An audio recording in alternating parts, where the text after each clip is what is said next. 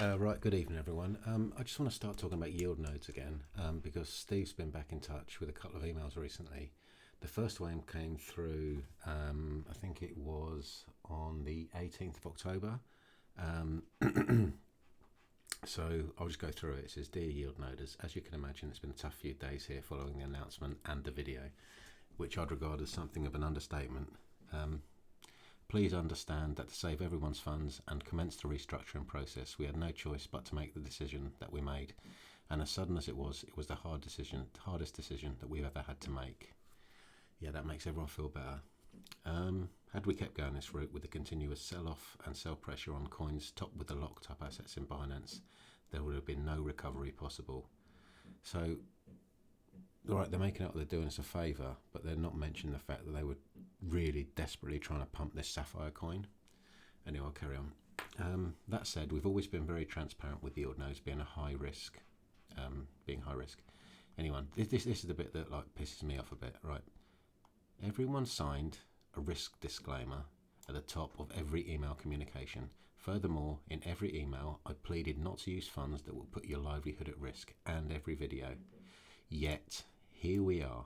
Many overcommitted and now find themselves drowning. Of course, we do understand this is a dire situation. It's sudden, it's shocking, and it's heartbreaking, all at once. However, now is not the time to put our head in the sand and point fingers. It's time to make things right and put a plan in motion for recovery. So without further ado, here's the tentative timeline. I'm not going to go through all their plans because from what I've seen is they want to invest in power plants in Iran, and that personally I don't want my funds invested in Iran. So they're talking about third-party auditors coming in to show that the claimed assets will be entered into the Dysonome system.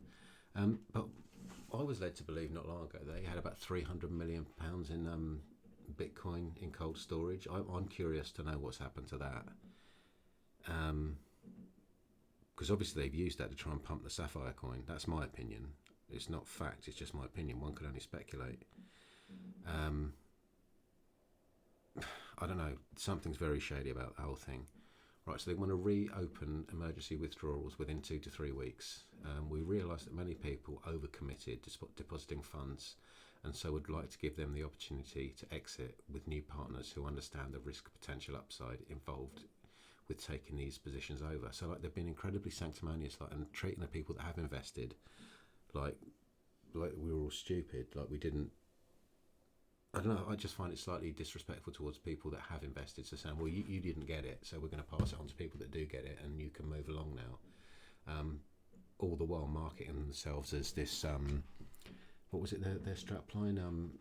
Crisis-proof, stable and secure, or something like that, making out there wasn't much risk. And I don't know, it's just incredibly frustrating. We plan to have it auction style so that you can set your own loss percentage and leave, even though we absolutely do not recommend it, as we do not want a single person leaving at a loss, or to sell 100% to someone else who wants to take over.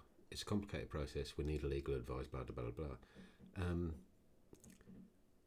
So I'm confused, like if they're going to pay us out, what are they going to pay us out in? Are they going to give us Sapphire? So if we get Sapphire, obviously everyone's going to sell that off straight away. So if you get, I don't know what percentage you're going to get back. So if you say I'll take 10%, if that's all you're going to offer me, by the time you come to sell it, Sapphire's going to collapse completely. I really don't know. It's just basically they're just taking a complete lack of responsibility with stuff.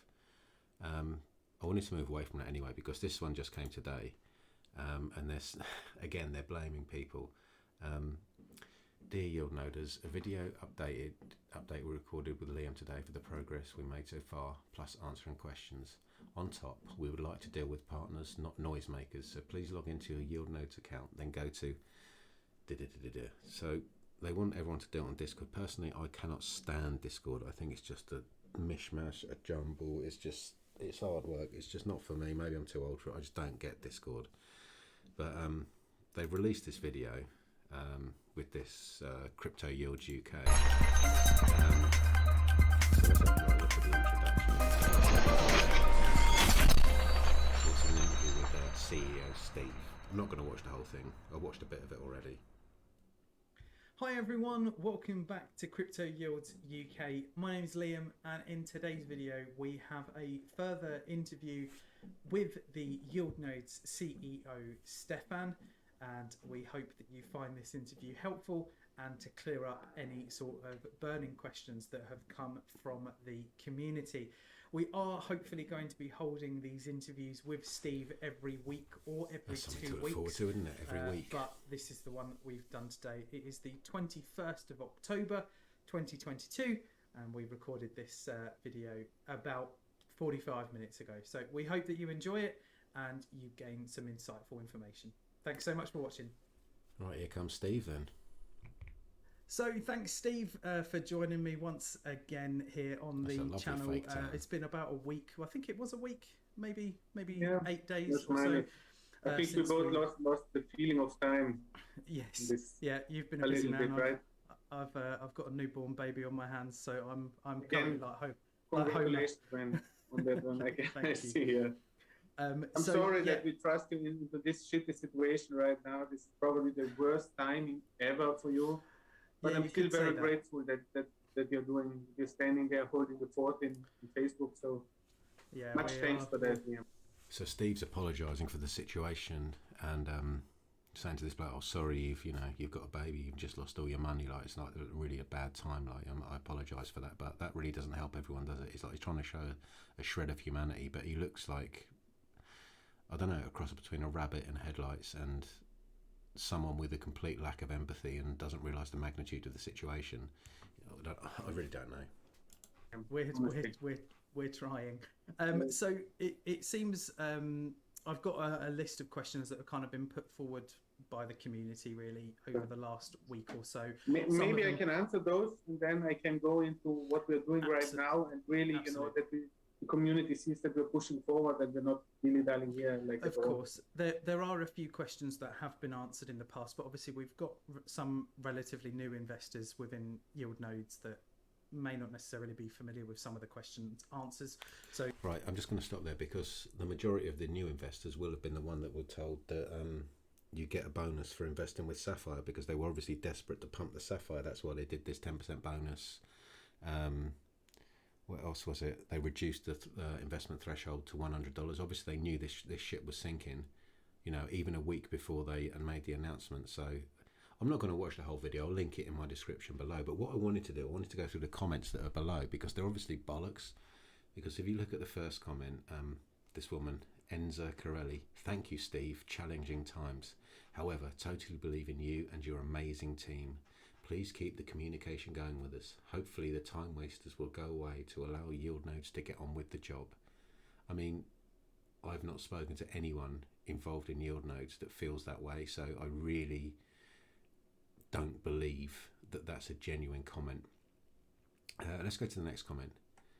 "Thank you for continuing to make these videos. The communication was bad without a doubt, but having everyone being this is a spelling mistake, being very open and continuing to keep an open dialogue is amazing. By the way, congrats on the new addition to the family." See, another bullshit comment. "Thank you for this interview. It actually helped to still have some hope, as it does sound like it could all be true after all, and not all is lost. Let us just hope Uz sticks to the nerdy part of this project and leaves the human interactions to Steve from now on. Personally, I'll stick with the adventure. Yes, they made a mistake, but I'm very interested in the assets they will be invested in. If anyone is invested in other sorts of noding or blah blah blah blah blah, I don't know. All the comments are so positive. It's obvious they've got people, sock puppets, meat puppets, whatever you want to call them, to make these comments like everything's great. I'm not going to watch the whole video now. I've got stuff to do. But listen, the money's gone. You're not getting your money back. Like, they've rugged you. Accept it and move on. Okay, this is just, I don't know, it's a slow rug. So they think the longer they can drag this out, a year from now, like, it will soften the blow. Like, you know what I mean? They're just going to drag this out. You're not getting your money back. It's gone. And do you really want to be investing in a power plant in Iran? I don't even know if that's legal. I think there's sanctions and something that's prevent us from investing in Iran. So he can come on. Let's just watch a couple more seconds. So sometimes these are going to feel a little like we're going back over past history, but I I still personally feel that it's important for people to have that clarification and stuff. So in terms of the investor mood at the moment, I've got a list of questions over here, so I'm kind of looking at them to